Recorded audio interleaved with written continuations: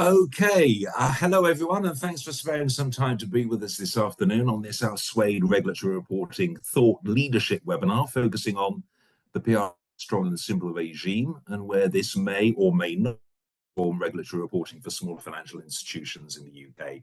My name is David Hulmes, and I fulfil an account management role here at Suade, looking after an array of regulatory reporting customers, ranging from startup and challenger banks in the UK, across building societies, branches and subsidiaries of foreign banks operating in the UK and Europe, to the larger GSIBs operating in multiple jurisdictions in Europe, North America, and Asia Pacific.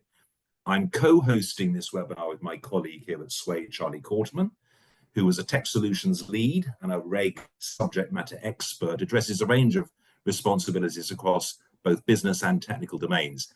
Charlie, do you want to say a few words on the work that you do? Yeah, so I support the likes of David, but also the likes of Dan. So translating the technical requirements and what exists within the product to the business teams so that they understand what they're getting when they kind of purchase a product like this. Thanks, Charlie. We also have Ethan Donnelly from Suade in the background, helping us with the mechanics to ensure the webinar runs smoothly. The objective of today's webinar is to study and discuss the progress of the strong and simple regulatory framework as it's evolved into the small domestic deposit takers, SDDT, regime, with its aim to ensure financial stability in the market, while delivering proportionalized simplifications to the prudential regime for appropriate institutions within the UK. And to help us with this conversation, our guest today is Dan Jones, who is the Finance Director at Mansfield Building Society. Dan is a leading light in demonstrating the value modern mutuals bring to the sector by investing in the power and efficiency of new technology. As an advocate of the mutual sector with a CV that includes over 20 years' experience of leadership in global corporates, Dan's insight into the use of technology to support the customer proposition is backed up by an in-depth knowledge of how tech can be used to take the heavy lifting out of financial reporting and how this enables his team to devote more of their time to analysis and the things that matter to the business. Welcome to the event, Dan. Hi, David, and thank you very much for that flattering introduction and for your invite onto the webinar. Perhaps we can start with you providing a quick summary view of where we are in the journey towards SDDT, how this progress interoperates with Basel 3.1, and also the significance of the interim capital regime as we move towards SDDT adoption. Ethan, can we move to the first of the roadmap diagram slides, please, to illustrate the point? Thank you. Dan, do you want to walk through this with reference to the smaller firms roadmap? Yeah, thanks, David. So I guess there's been a lot of webinars from better qualified people in sort of big four firms over the last couple of weeks looking at this. But perhaps my perspective is a little bit from the coalface as one of the firms, obviously seeing this fresh off the press back on the 12th of September and what that perhaps looks like. It says small firms here, and that's the S in SDDT, but it can be up to 20 billion in assets. So I suppose that depends on your perspective on what small is. This is to take us in a sort of simplification direction. I guess my perspective would be, and I think from others I've spoken to so far, there is a good deal of simplification in what they've announced in the last couple of weeks. And that's really welcomed. And certainly someone like myself on the board of a small firm, finds that tremendously helpful.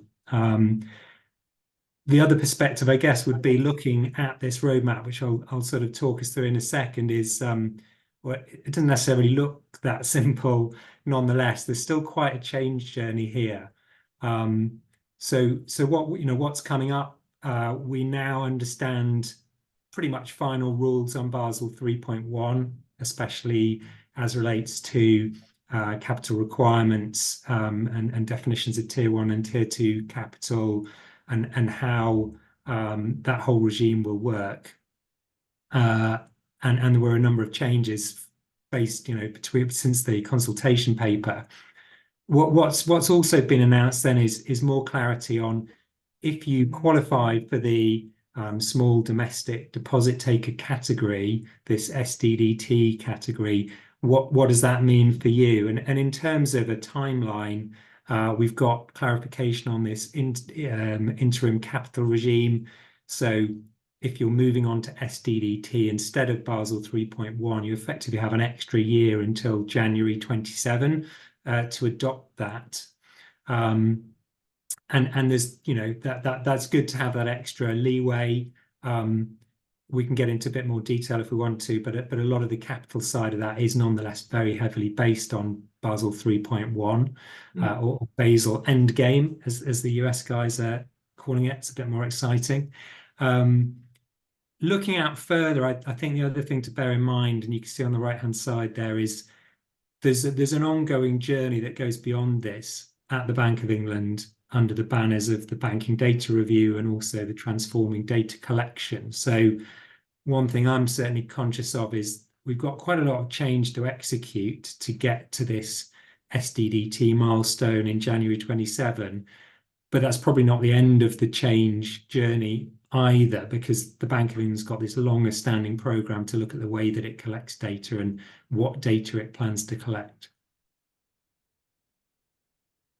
And as far as the way this has evolved, I mean, I know that there's been quite a few speeches, communications recently. There was David Bailey for the prudential policy of the Bank of England, giving an overview of the capital regime and how it's moving forward. I mean, in your mind, in your view, is there a degree of clarity now which has been somewhat lacking, or is there still quite a way to go as far as the sort of finalization of how this will shake out? I think we've got quite a lot of clarity now. So, there was a pretty extensive response to Basel 3.1. I think in terms of the detail of that, there will be the odd question on exactly what they mean by A, B, and C, but there doesn't appear to be any suggestion that changes fundamentally now. I think it's more into that period of trying to work out for your own firm what's in the detail that needs a little bit of interpretation. I know, I have a little list of questions of things that I want to try and work out either directly with our regulatory supervisor or perhaps using bodies like the Building Society Association or some of the other industry bodies to try and compare notes with peers and pin down some of the bits that have clearly settled but just need a little bit of interpretation. SDDT, I think, has been called near final, so that there's the prospect of some little bits and pieces perhaps refining further, but they've gone into a lot of detail, and I think broadly the picture, including for what regulatory returns are expected as well. So I think there's a pretty good idea what the change is now, and certainly what we'll be doing here at the Mansfield Building Society is beginning to think, so what? What does this mean? With, I suppose, the two key components to that being, what does it mean to the business model? But also, what does it mean for the change journey? And what do you need in terms of technology and skills, people on the other side to make the most of this, I suppose. I guess that sort of leads into the first sort of section that we wanted to talk about today, and I know that you're a keen proponent of the idea and the importance of data, and specifically a sort of data-centric approach from an operational perspective as far as addressing some of these challenges, and also how automation can assist with the journey. So perhaps can we focus on the data element at this stage prior to the reporting, compliance and submissions piece? And Charlie, please feel free to sort of chip in on this, but what are your initial thoughts on what has been the approach and strategy at the Mansfield, for example, from a data perspective, and getting the building blocks in place for all of this ahead of the curve? Yes, I suppose it's worth thinking through, isn't it? What are your alternatives when you look at what is the right approach to fulfilling on regulatory reporting. So, something that I don't think there's any suggestion that changes through this is that the regulator is extremely focused on good quality reporting. We've had Dear CEO letters in the past that have stressed that they felt that regulatory reporting was a sort of the poor relation maybe when compared to the kind of rigor and controls that people put into their year-end accounting and their annual reports and quarterly releases if your business model does that. And they've really sort of hammered that home. And I don't think that changes.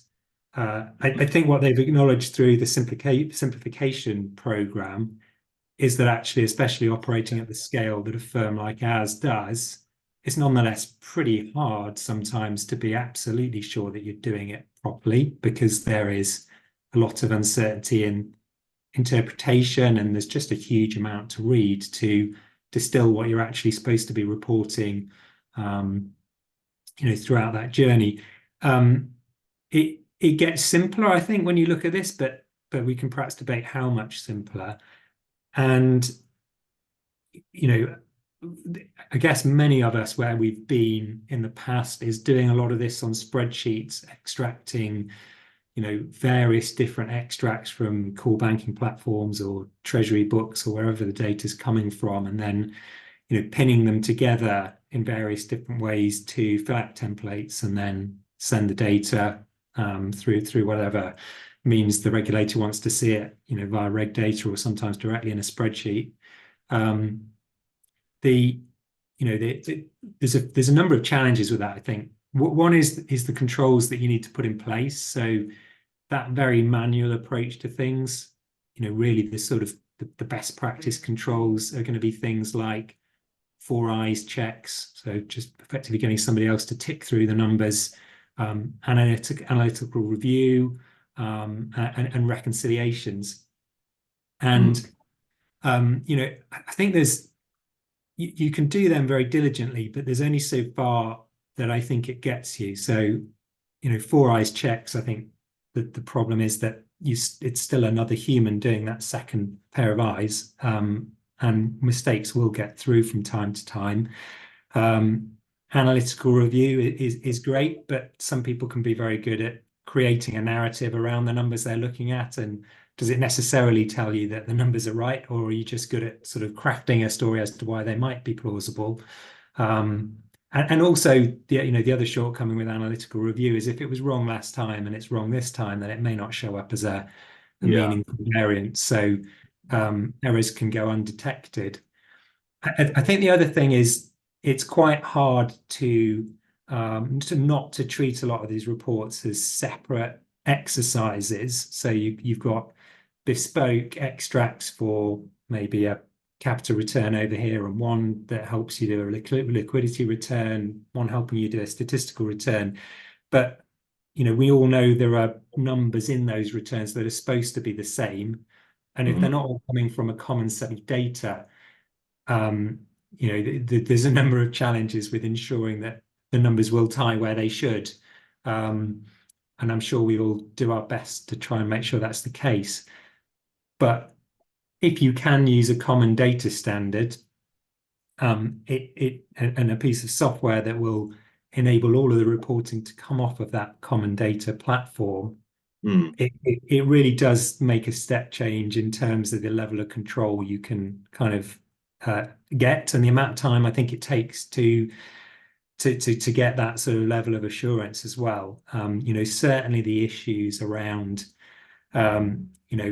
does return 1 and return 2 have the same number in it where it should? That's wired into the solution if you're using a common data standard. And I think that one in particular is straight away a big advantage.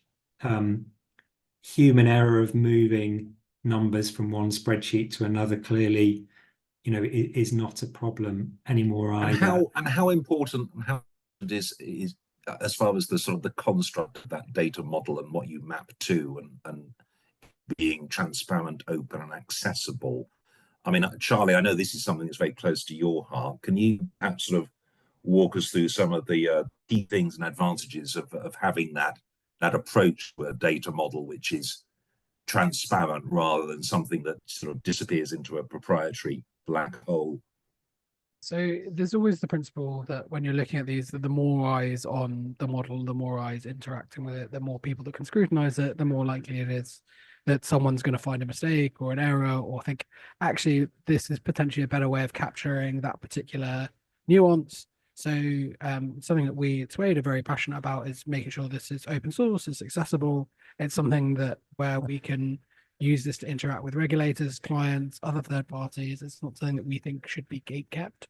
And it's something that just in the bottom right of this particular slide, we know that the European Union is doing in the Bird project, and equally something that the Bank of England potentially will look to do in the future with things like the PDR and TCD as well coming forward. So it might be that the Bank of England decides to create a data standard that is open, accessible, well-defined, and be able to be used by everyone as the way for people to classify, this is how you classify a mortgage in your data. And these are the elements of a mortgage that we are particularly looking at to have within regulatory reporting. So we know that if you've recorded these 5 things about the mortgage, that means that you can do your RWA calculations. It means you can generate your cash flows off the back of it.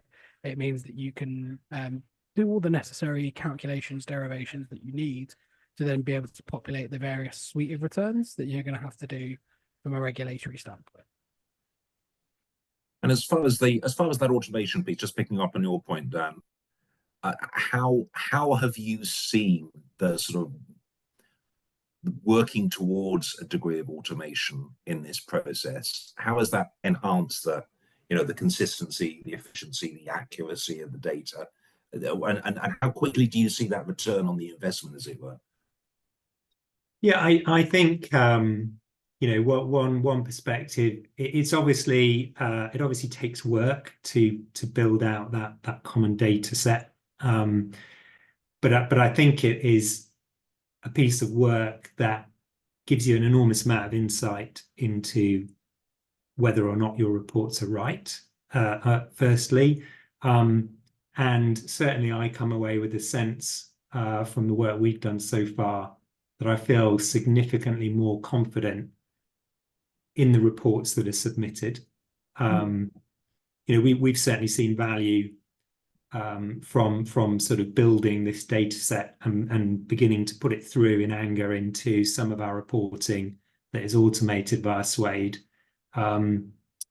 because it does tend to bring to light, certain areas where you may not have considered you're applying a particular interpretation, but it forces you, because you can see which accounts are appearing on which lines, and that's very easy to drill back to. You can ask much more granular questions around whether your interpretations are definitely correct or whether you've even documented interpretations. So that's one lens. I think another lens is that drillability is incredibly valuable from a control perspective. So I talked about how vague analytical review can be. I mean, it's a very valuable exercise, but if you can't test people's narrative against specifics in the data, that's when it can feel a little bit sort of hand wavy, I suppose. I always remember, when I've been an auditor in a previous life, when somebody wants to come up with an explanation, it will be seasonality or, something that you can't really actually, a hypothesis you can't test very easily. The great thing about having reporting produced in a way where you can actually interrogate at an account level is, okay, so the team prepare their analytical review. Well, I can ask specific questions around, okay, well, if that's true, presumably that new account we launched, I'm expecting to see accounts on this line then. Let's have a look. It just brings, I think, a richer conversation, and it can also increase the quality of the underlying data that you've got in your core systems as well. So you would rather not have reporting as the place where you surface issues that you might have in your underlying data.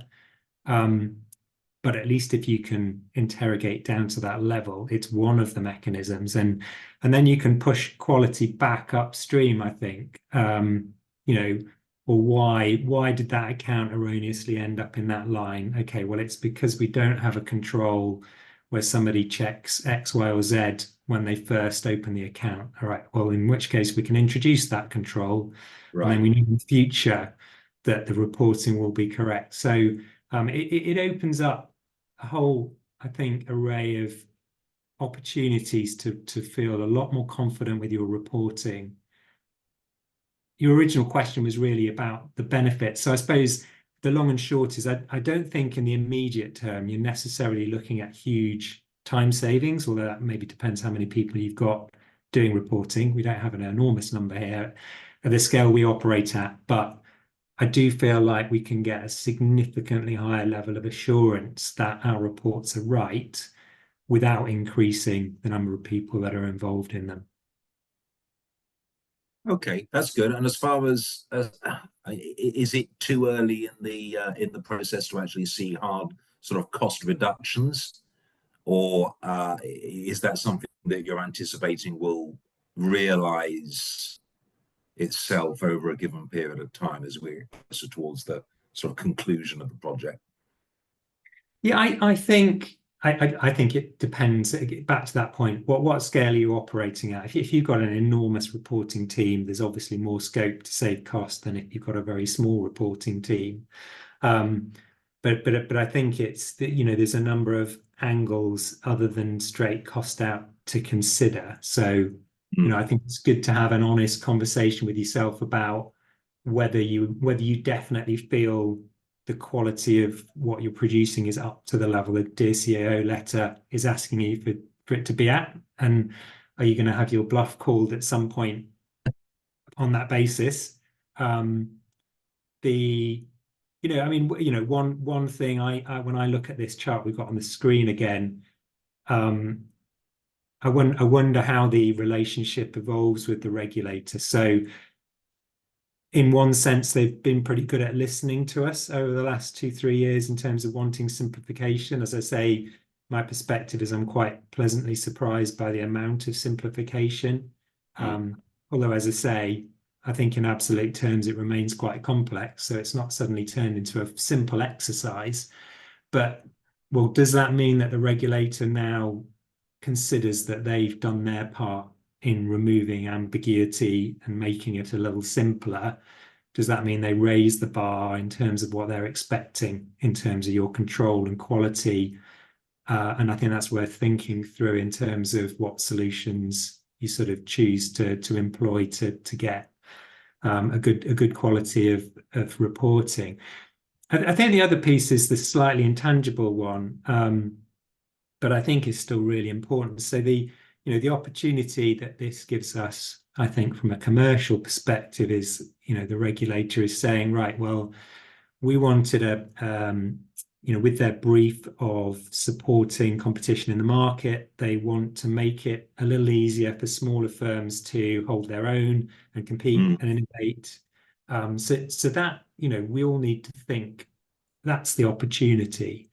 And if my finance team is spending their whole time moving numbers around between spreadsheets, they're almost certainly not partnering with the business in terms of new product design, helping think through what the angles are here. You know, how do the Basel 3.1 changes affect what products I want to sell, where the opportunities might be, what are the trends in the business, whether that's in prudential risk or elsewhere.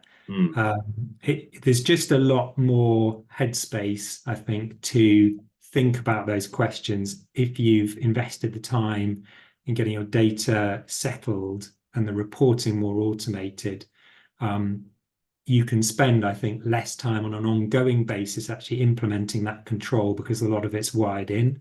There's obviously still control activity to do, but you know, the nature of that control activity, I think, is something that is going to, you know, have you looking more at what the data tells you rather than just focusing on has data point A arrived at data point B correctly. And as far as the role of the regulators taken in all of this, I mean, speaking from the MBS perspective on this? And do you feel that the whole initiative has been sort of positive and encouraging? Has the regulator been involved in on the encouraging of automation and that's operational technical efficiency, or is it just a question of, okay, you know, we're spoon feeding you these requirements over a given period of time, you conform to them? How proactive have they been in encouraging the process of trying to streamline the operation and giving the smaller society more of a sort of fighting chance and a voice? Yeah, I mean, I think there's been really positive engagement from my perspective. You know, we put in responses as the Mansfield Building Society into the first consultation paper of both Basel 3.1 and the strong and simple sort of proposals. And we also work with the Building Society and other industry bodies to problem solve, I guess, where we thought there might be further opportunity for simplification or further opportunity to avoid any unforeseen impacts on certain markets. And, you know, I honestly think that a good deal of that has been reflected in what's been rolled out. The fundamental choice they made of this sort of streamlined approach. So one of the early design choices was, do you kind of you know, do you make it a lighter version of the regulation, but one that is still broadly similar, and so there's not a cliff edge as you grow? That was the design choice, rather than a kind of just, look, it's a totally different simple regime. And I feel that's the right answer, but it does mean that inevitably it's not super simple. You're still grappling with some of the more complex issues around risk weighting capital or calculating LCRs or whatever it might be. But I think there's been a very positive engagement. I think to your question of whether they're when you start talking about streamlining maybe technological solutions and that kind of thing, in my experience, they're quite careful to avoid being too drawn on that.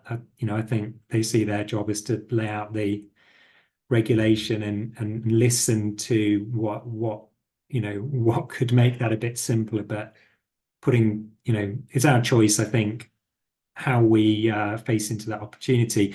But you know, from my perspective, an interesting question, I guess, that we've considered is, does anything we've just learned in September change our view that having a common data standard and approaching this in a more technological way, rather than sort of expecting to do this on some spreadsheets, does that continue to pay back? As I say, probably pay back in the sense of better control and more focus on the commercial business rather than maybe cost takeout. But you know, as I look at it, I think yes. You know, I still think having, you know, building that common data standard will help you report under the current CRR, but it will also help that transition into SDDT. And we can maybe talk about some of the specific changes if that's interesting. But also with this kind of ongoing, slightly unknown of, well, what's the banking data review and transforming data collection really going to mean? I still can't believe that there will be any regrets on investing that time in the common data standard, because ultimately, whatever form they want to collect the data in, it's actually easier to adapt to whatever they're asking for if you've already got a stable underlying data set. Right. Okay, let's focus now on the sort of the regulatory reporting and submission elements in the strong and simple version. I mean, perhaps it might be a good idea now, Ethan, if we can go on to the next slide and look at some of those key points as far as the takeaways from what we found so far. I mean, I don't know, Dan, if this works as a good framework for you to walk through some of the changes in sort of material terms, simplifications, removal of certain reports, introduction of fresh templates. Can you walk us through this and perhaps give us your views? Yeah, and you know, this is a very high level view. Obviously, there's a whole stack of detail in there, but I guess if we start off, so what the most recent sort of clarifications that came out were mostly around simplification of the capital regime, and that goes way beyond just reporting. There's some quite useful simplifications in there. There are some quite complex calculations around derivatives, for instance, this requirement we used to have for a CVA element to capital requirement, and some of the counterparty credit risk calculations. But the more sort of slightly more vanilla, I suppose, risk weighting of asset types and so on is essentially just Basel 3.1. And they've come out with clarifications on some of the more market specific points that have been fed back in the consultation process. So there's a whole change there that isn't necessarily just to do with reporting, but it's very much to do with the whole capital stack, pillar 1, pillar 2A, pillar 2B, and then also what requirements you have for those kind of control exercises like ICAP and ILAP. Welcome changes within there. The requirement that you can now do ILAP every other year rather than every year as from 1st of January 27 was maybe a bit of a surprise in the package because it was a capital package they were coming out with, but great, certainly one that I'll happily take. It always comes with these caveats of if your business model substantially changed, you're going to need to do one anyway, of course, but where many of us, I guess, would think our business models are pretty stable from one year to the next. Do I really need to sort of hit repeat on my sort of 90-page ILAP document every year? So that's really useful to have that kind of element simplified. If we get into some of the reporting pieces, so the liquidity elements that we already had, most of the clarity on a good year ago, the ability to stop doing an SFR, a large chunk of LMM going away, outside of regulatory reporting, the Pillar 3 document as well going away is really helpful. But obviously now we've got the capital piece. There's a lot of change in here. So if in the consultation paper it refers to there being 38 templates being removed. I do think a lot of them will turn out to be ones that at our scale we probably were either not having to submit or were sort of empty or blank. But there are some coming out. So there's 4 examples there given of some returns that we had previously been asked for when you get your ICAP sort of requested by the regulator. They ask for those as sort of one-off returns. So there are some that genuinely go away. Then within there's a whole bunch that are broadly remaining, but where there's going to be these SDDT versions of them. So things like own funds, as an example, we'll be able to submit a sort of simplified version of the own funds. And then there's the counterparty credit risk, where they're going to take the existing templates and then for the SDDTs, they're going to roll them up under this sort of single C34 report. Again, I suppose my perspective on it is great, should be a bit simpler in the long run, but that's an enormous amount of change to go through, whether you're going to remediate spreadsheets or whether you're going to go down this route of building a standard data model and getting some software to do it for you. And then there are some reports that you carry on doing. So it looks as though, and as I say, this is only my perspective from a first read, so please don't take us as some sort of gospel view, but leverage ratio and large exposures look like they remain, but there's some quirks about with CVA and SACCR going away. There's a sort of calculation in there around your derivative holdings nonetheless, that will be, again, it's a change. It doesn't look complicated, but it's just something else to make sure you get right in your change project. Okay, at this stage, we're more or less halfway through the session, so we'd like to get a bit of audience participation underway and put a question to all the delegates who've joined us for this webinar.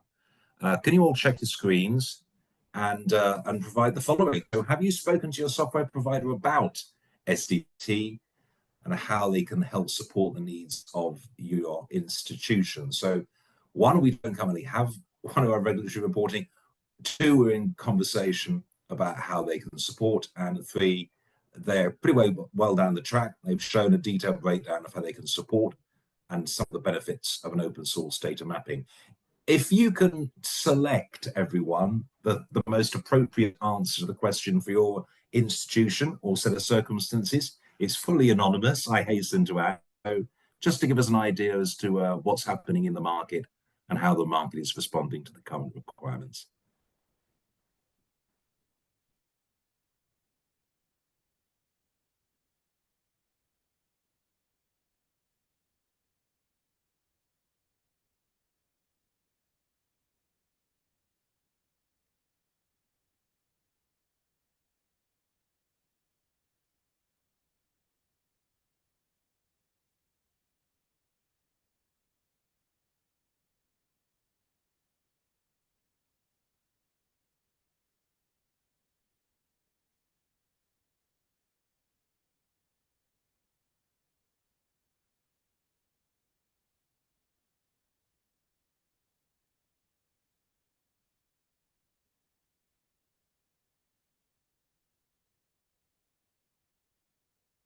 While we're waiting for the answers on that, David, I did notice there was a Q&A in there we could answer at some point.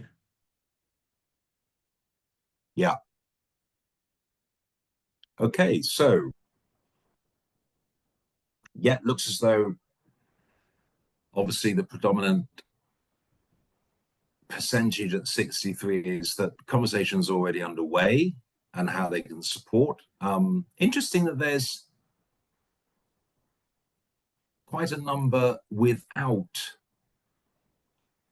one of the regulatory reporting. What's your comments and views on that, Dan? Yeah, I mean, interestingly, as you know, there's been a few webinars kicking around, hasn't there? We did a similar exercise on another one the other day, and there were probably more in that category actually than on this group. So it may actually be this group's looking a little bit more mature in their progress on this topic on average, but you know, that first bucket, I guess, have some decisions to make at this point, don't they, around you know, what is the best way of solving this? Is it to go through all the existing processes and rebuild those spreadsheets, or is this a good time to think about a technology solution? You know, I guess sometimes if you're going to have to rebuild the road, it gives you an opportunity, doesn't it, to think about whether you've got a better way of doing it. Yeah, and I suppose it's a question of making sure that you've got as many of the facts to hand before you embark too far down the road to try and get it right, which are in the conversations that you and I have had with other individuals within the market. That's very much a guiding factor. Okay, all right. Well, on that point, I suppose this leads us to the next stage as far as the conversation is concerned, and obviously, Dan, in the case of MBS, you and the Building Society decide to implement the Suade Regulatory Reporting Platform. Could you perhaps, and this is one of the reasons why Charlie's on the webinar as well, to try and interact and try and expand upon some of these elements. But can you identify some of the sort of tangible benefits that the Society has seen in automating the reports that you have already completed thus far, and how these such advantages talk to the points we've been discussing, really strong and simple, and SDDT. And also, Dan, I don't know if you've seen the question, and looking at the future of beyond just reg reporting as well, in terms of what those benefits are. It's kind of alluded to in some of your answers earlier, but good to just to make sure. Yeah, I'll try and touch on that. So I think first up, you know, and the solutions that we've got most mature within our journey so far have been largely the liquidity, so LCR, PRA 110, C68, those kind of returns. So I think that there's been a number of benefits. You know, I mean, firstly, there are some quite sort of basic audit points that it helps clear off. I know that might not be the right way to always approach these things, but there was always a little bit of a concern if you're using reg data and you're using spreadsheets to produce your numbers, you're likely to do your review of the sort of documents in the spreadsheet. And then you have to find some way of getting that uploaded into the template, sometimes literally by typing in the numbers. So, you know, a classic auditor question would be, well, how do you know that the numbers didn't end up wrong by the time they got submitted? So you either need to have some way of, you know, again, four eyes checks to that, or at least some solution. So, you know, it's been great, the fact that we can, you know, upload our monthly data into the data set, run the report, extract whatever analysis we want from that report then to do our analytical review. And then once we're comfortable, literally click submit within the software, and that uploads to reg data. So the sort of opportunity for error between the review and it being submitted goes away. You know, now I can't believe we would have got that wrong too many times, but it's absolutely possible that it could be wrong. Some of this stuff just makes you sleep a bit better, knowing that it's there. In a similar way, one of the other areas we've often found challenging in the past, it comes back to the scale we operate at. Some of the timelines are quite a challenge for us to hit, submission of PRA 110 and LCR, and it wouldn't be unusual for us to be still reviewing the report on the last day of submission and submitting, you know, in the evening. Some of the efficiency, like I said before, whilst it might not translate into necessarily needing fewer people, if you can be reviewing that with time to spare and submitting not on the last day, then you just have a bit more comfort that if something crops up, you're not going to run the wire and end up having to drop your regulatory contact and a sort of apology note and saying, sorry, you're going to get this a day late, or, you know, that's not the sort of profile you ideally want to build with the regulator. Thank goodness we've generally been good on that, but that's not to say there haven't been some reports that ran to the wire in the past, and they typically don't now that we've got them automated. I think the single person dependency piece as well. So we've been able to move responsibilities around a little bit more freely and have people cover running these reports more easily. They don't need to be as familiar with a complex set of procedure notes. It's just intrinsically a little bit easier to run the process, get the report finished. And, you know, and that's bound to be value. That's another common problem in a small organization, is you end up with super specialized people that are incredibly valuable to you. But if they've got a, you know, if they get a cold or whatever on the submission day, what are you going to do? So, yeah, you know, many benefits, I guess. Some tangible examples that go beyond that. I mentioned implementation itself. We have definitely had concrete examples where we've found that certain accounts appear on different lines in the reports, and you know, and obviously as part of your implementation, you're checking dual running against your existing processes, and, you know, asking questions about why accounts might be in a different line. And, you know, sometimes that has yielded improvement, I guess, in terms of the confidence that we've got that our interpretation is the industry standard, I guess, rather than a unique interpretation that sometimes you can still stand behind, but you'd rather not be unique in and not know about it. So at least you can have, at least, you know, it's driven good conversations with our asset and liability committee, where we've sort of surfaced those interpretation conversations. And, you know, the regulator's certainly keen on that idea that you have documented what your interpretation is, and it's helped us. You know, we've got complete interpretation documents on those returns now, and in part because the process of implementing the software has helped us to kind of understand where those interpretations, key interpretations, might be. I think that the question we had in the Q&A was sort of, has that gone broader? Yeah, I would say it has. The main piece there that I think is probably around learning how well controlled or otherwise your core data is. So I think it can go beyond that, but I'd say that's sort of the level of maturity we've reached. So, you know, it's easy to be frustrated with your operational teams if the data's not right, the underlying data. Historically, we would have, if we even found out about it, you would have had to put in some sort of, I suppose, overlay at the back end into your reporting to reflect some error that you may have found out about at the 11th hour.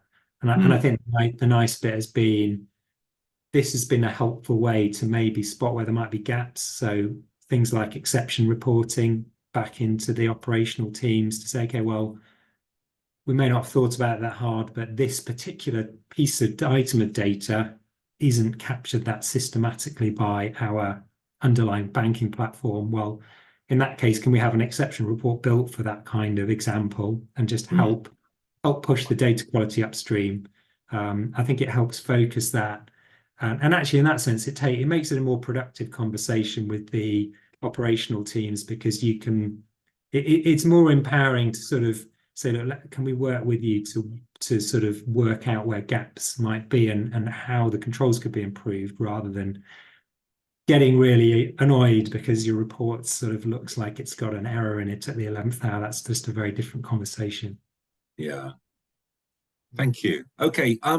We're into the last quarter hour of the session. So I think what might be quite useful now is if we can look at some of those comments that you've made, Dan, and also observations over the course of the last 45 minutes. And Charlie, perhaps we can sort of drop into the Suade platform and you can walk us through some of the key features that can assist some of that sort of decision making and analysis exercise that Dan's just described. Is that okay? Yeah, that's perfect. So I'm gonna jump straight into a template, into an LCR. So this is the C73 page in the LCR, and within this, you can interrogate these various elements of data that's behind this. So if we just go for this top line, for example, drill into here and say, of the 1,500 accounts that are applicable for this close of business day for this template, 162 have been assigned to this particular row and column. So from there, you can expose this list of transactions as it exists. So this is just a long list of transactions that have been mapped into this particular row and column. But from there, you can go down one level further using a tool that we call Regina to see in this case, which version of the data has been used. So actually there's a later version of the data, for example, but also a bit more information about this particular, in this case, account, so deposit. So it's linked to a particular customer here. And each one of these has a number of what we call tags. So these are effectively like regulatory metrics that we're calculating off the back of it. Some of them are super straightforward, like maturity, for example. As part of the information that we take in from clients, we get a start date, we get an end date. From there, we can work out things like residual maturity and original maturity to effectively save a column that we're going to have to be sent through to us. From there as well, you can also then look at this particular transaction of how it maps through to a particular row column within the LCR. So in this case, this row, this particular column, and break down the exact steps that are being taken within the software for this to produce this particular row column reference. So in this case, the first thing it's going to do is it's going to unlock a credit card. So that's super straightforward. We expose the code there and the relevant data attribute that we're looking at. So again, if you guys are interested in the data format that we use, it's an open source format. It's freely available, published on our website. So if you go on there and find it, it's all there. So it takes you through to where we are defining that bit of data that's then used across all these various different reports that we are producing for our clients at that particular point in time. So that's a really straightforward one. The second one is when it starts to get a little bit more complicated. So actually, it's got to be an exempt deposit. So what do we mean by that? Well, handily, we've given you a link, the article reference from the LCR, but also the link to the underlying text as well. So in this case, this is European regulation, but as the UK moves and separates, this will become UK specific legislation for all of our UK clients. Obviously, we'll maintain this as European legislation for all of our European clients. And so we're trying to give you as much ability as possible to understand, okay, how is that particular item being used within the report, why it's being mapped into a particular row column reference, and what the flow of data and the business rules that have got to be managed for that data to end up in that particular row column. You can also test that data against these rules to see things where it's passing, failing, one where it might be a bit uncertain. So in this case, there's a bit of uncertainty around it because it's got to look at everything else that's associated with this particular account to basically work out if it's a retail transaction or not in this case. So it's again trying to give you that understanding of exactly what's happening within this particular transaction. So if you did find a mistake and want to correct this underlying transaction, you can also do things like drill up on this transaction to say, okay, where else is this being used within the software? So you can see here, this is being used in the C73, this row column, but it's also in FinRep. It's also going to be in, I assume I've got PRA 110 in here, for example. Yeah, in these two row columns within PRA 110. So you know that if you're having to adjust this underlying transaction, then equally these cells within FinRep are potentially going to be affected. These cells within the PRA 110 are going to be affected. So you've got to go and either rerun those or adjust them on the face of the return to ensure that that mapping and that alignment exists within the report itself.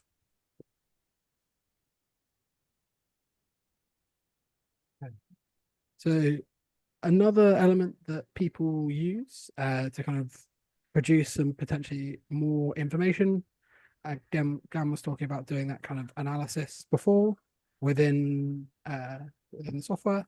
So here I'm going to just compare these two templates, so these two different periods, and you can see where these are being driven.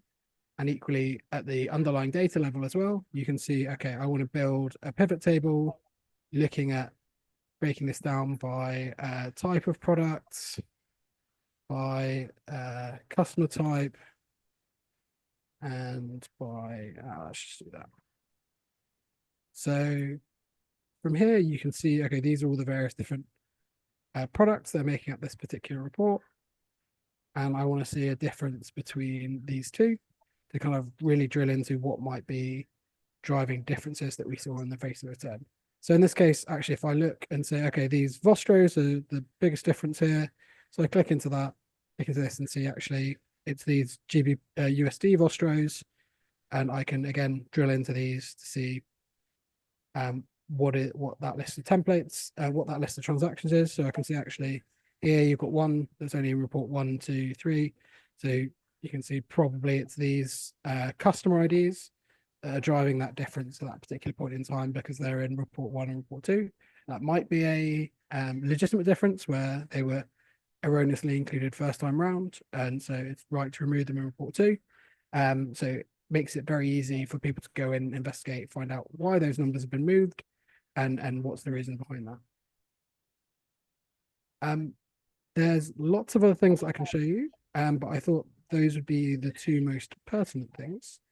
Dan, is there anything in particular you want to kind of highlight within the software that you find particularly useful at this particular point in time, or just as a very quick overview? I mean, I'm a big fan of that drill down and the kind of analysis you've just highlighted there. It's just depending on where you're coming from, certainly where we were coming from was this is in spreadsheets. There will have been some sort of code pulling some extracts from the core banking platform. But by the time you're looking at the report, all you can see is a difference, but it's very hard to work out where that difference is coming from. And I think you've just ably demonstrated just how much more powerful then this is in terms of if you want to understand what is going on in your data, this is giving you some very strong clues as to where to go look. This, people will know this kind of exercise just helps you think it through. Okay, well, what was it with those sort of GBP and Vostros? Did we just launch a new product of some sort in the last month? Okay, well, that sounds like a strong candidate. And did we actually get that launch right? Have we got all the data fields underlying right? Is there a reason for that? You're getting the clues for where to look so much quicker. Thanks very much, Charlie. I mean, we're into the last 5 minutes, so it might be an idea, Ethan, if we can move on to the final sort of consideration slide, and perhaps just wrap up on some closing thoughts.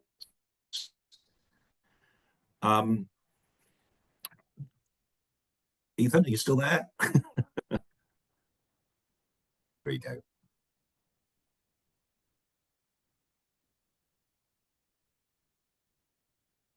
Thank you. So in summary, I guess, Dan, the sort of overarching message is simplified, yes, but still complex. There's still a lot to do. It's not a question. I think that's it. You know, totally. Yeah, the future is simple, but also complex. So I think it's a good time, isn't it, to take stock of how you're going to face into that change. There's a couple of years to get there. You know, I think if you're not already talking to an existing third party that you're going to need help from, then again, now's a good time.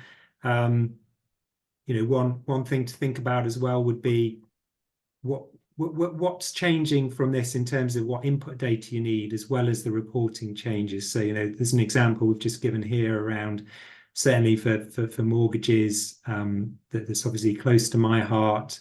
The way that you're going to use valuations in arriving at your risk-weighted assets is changing.